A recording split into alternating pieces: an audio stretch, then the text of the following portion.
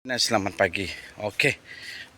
So, kita pergi tengok tu radiator dan kita pergi tengok apa bocor di bawah.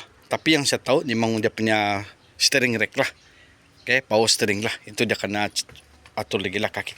Bagian kaki kami belum buat lagi lah sebab ini kita tengok permintaan customer juga. Sebab permintaan customer cuma enjin. Okey. Cuma enjin.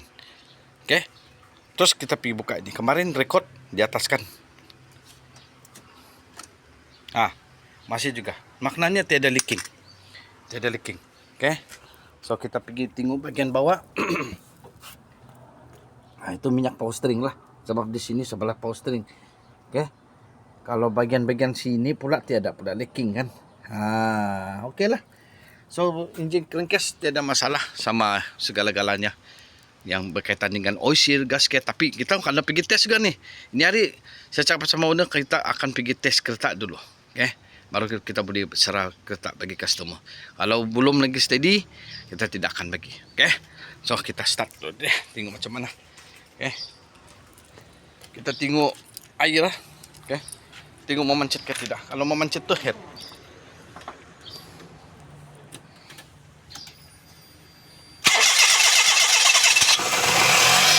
Okay. Cantik tempenai. Haha.